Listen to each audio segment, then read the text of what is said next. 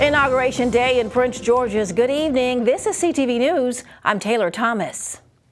This was a big day for Prince George's County at Showplace Arena in Upper Marlboro today. That's where County Executive Angela Alsobrooks was sworn in for a second term. Byron Scott has our story.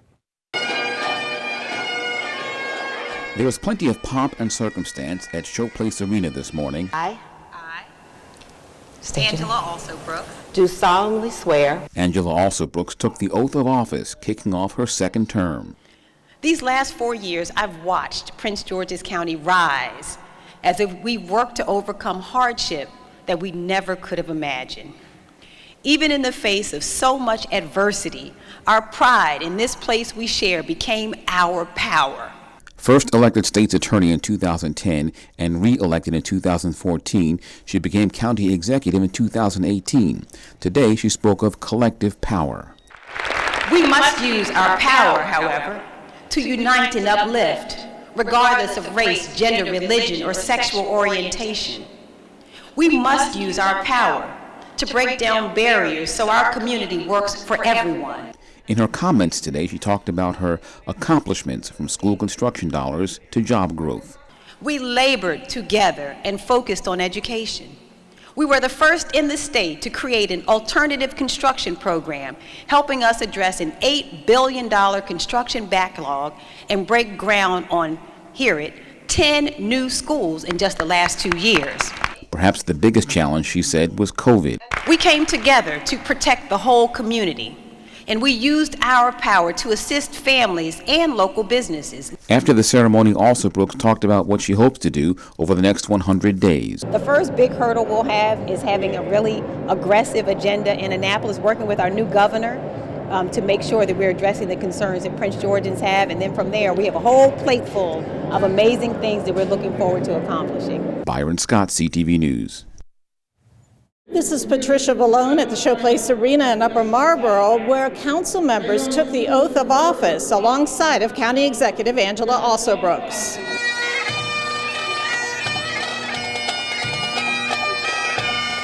Two at-large council members were re-elected, including Chair Calvin Hawkins. My most fondest effort was working through the COVID-19, having this virtual space that we had to work in and not really having the opportunity for citizens to come to the meetings. So that was really challenging, but working to help our citizens, whether it was rental assistance, whether it was helping small businesses, or just our food giveaway. Now, a new progressive slate of members also took office today. District 5 Council member Jolene Ivey says when the gavel is exchanged tomorrow, there could be changes on the horizon. I think the main thing people are going to notice is how transparent things have become and how they'll be able to get information about what's happening in the county, what's happening on the council, and find ways to engage early on so you can actually have an impact on the final result. I think that we have a tendency to tell people at the last minute, if at all, what's going on, and that's going to be a big change. And for the first time, the body will be seating its first ever openly gay council member. I want to focus on everything that I ran on: community-based development, social justice issues, making sure we have access for resources for our seniors, our youth, our returning citizens, making sure that when it comes to the foster care system, we really focus on our LGBTQ plus youth, actually getting the resources that they need for placement, making sure that we focus on the bread and butter issues of the community, that it looks good, our streets are paved, our grass is cut on time. So I think what's so amazing about the campaign that we built and the platform that I ran on is that it relates to every single person in my community. Now the official exchange of the gavel takes place tomorrow at the council chambers. I'm Patricia Vallone for CTV News. Thanks, Patricia. This will be the first time in nearly 2 decades that there will be no Latino representation on the county council. Meantime, in a separate inaugural ceremony, Montgomery County Executive Mark Elrich was sworn into his second term in office. The county's 11-member council also took the oath of office alongside Elrich. This morning at the Music Center at Strathmore in North Bethesda, Lieutenant Governor-elect Aruna Miller offered her congratulations and highlighted the new female majority in the county council.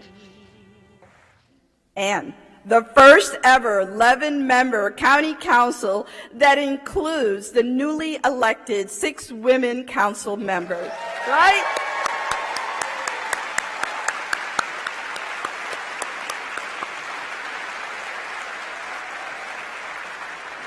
We applaud all of you on your victories and all that you've overcome to reach this significant moment. We, the voters, added a Latina, an Asian, and expanded our Black representation on the county council. Next month, Miller will be sworn into office along with Governor-elect Wes Moore. You're watching CTV News. I'm Taylor Thomas. Back in a moment.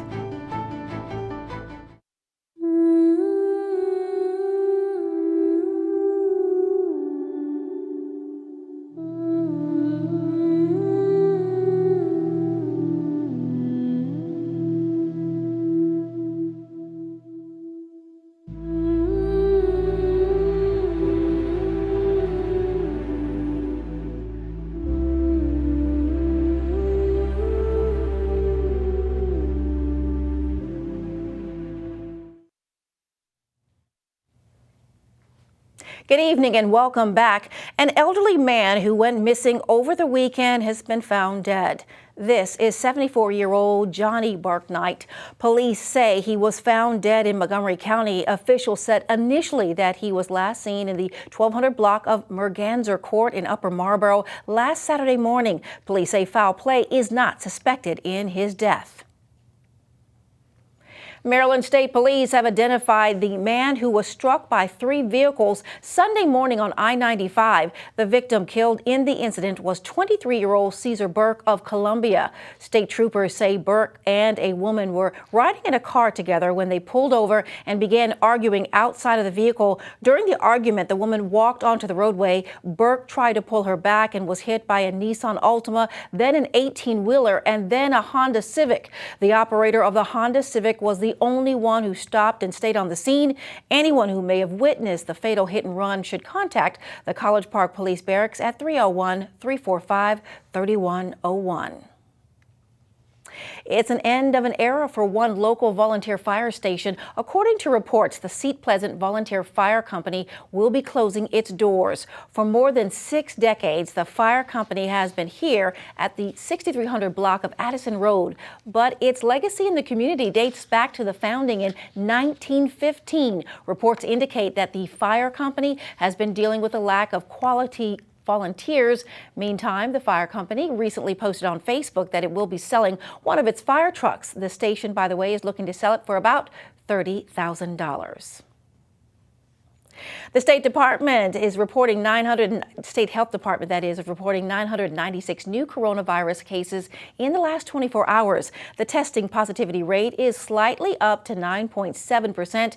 Meantime, the state is reporting 8 new COVID-19 deaths. Currently, 577 residents are being hospitalized with the virus. Sports and news coming up. Stay with us.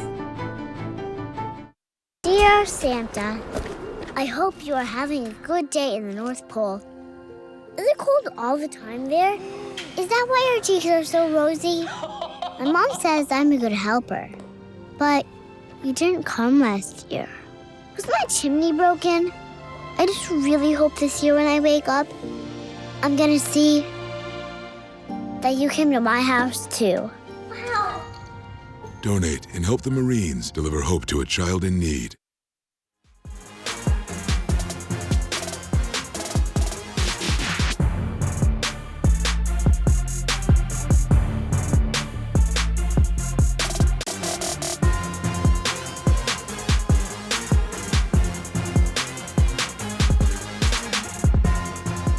Good news, Maryland football fans. The Terps have been selected to play in the Duke's Mayo Bowl game against North Carolina State. The Terps have gone up against the Wolfpack 70 times throughout the years and have a record of 30 wins, 30 losses, 33 losses, 33 wins, and 4 ties against them. Coach Loxley expressed excitement about going up against the Wolfpack.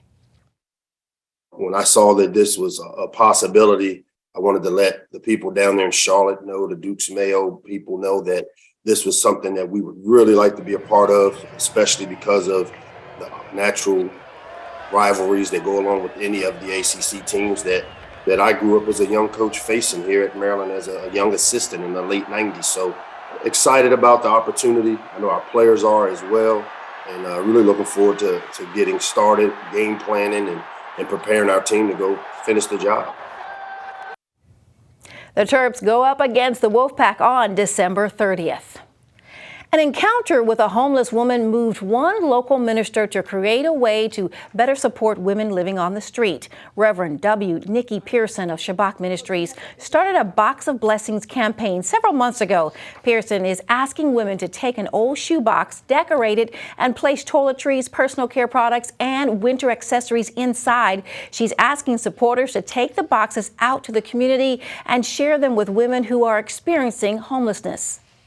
People on the street are no different from people living in their own homes or other residencies. Everybody needs soap, toilet paper, toothpaste, mouthwash, lotion, those kinds of things. And so it's not just toiletries. I also wanted people to put gift cards or cash in the boxes. Go out in your neighborhood where you know homeless women are. Go downtown. In most counties or most cities, there is a place where the homeless dwell, and go there and listen and just hand them the box. Pearson says the Box of Blessings campaign has been extended to the end of the year. For more details, visit the website right there on your screen. Well, it's that time of year for you and your family to enjoy the Festival of Lights. Check out colorful displays with more than 1 million lights as a well-lit 54 LED musical tree plays. Also, for the first time, you can see the lights not just from your car, but from a horse-drawn carriage. The annual event runs until January 1st, every night from 5 to 10 p.m. at Watkins Regional Park. For more information, visit pgparks.com. Let's check the weather forecast. Tonight, partly cloudy with a chance of rain. Lows around 37 degrees. Tuesday's forecast, rain in the daytime. Highs around 52 degrees. Wednesday, possibly rainy. Highs around 61 degrees. Thursday, mostly cloudy. Highs close to 58 degrees. And that's your CTV News Update. I'm Taylor Thomas. Good night.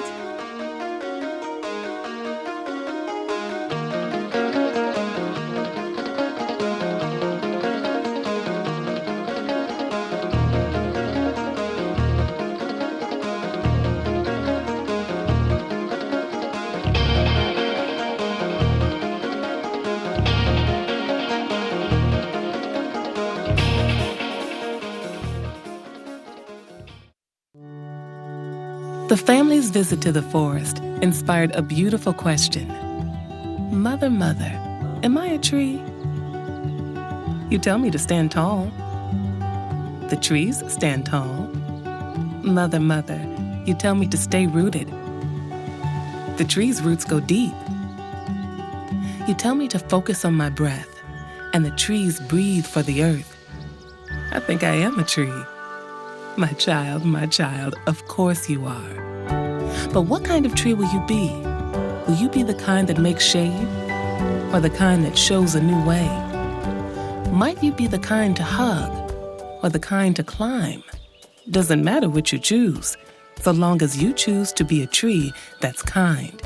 The child had a few more questions after that, and the forest had plenty of answers. Make the forest part of your story at a park near you. Find one at discovertheforest.org.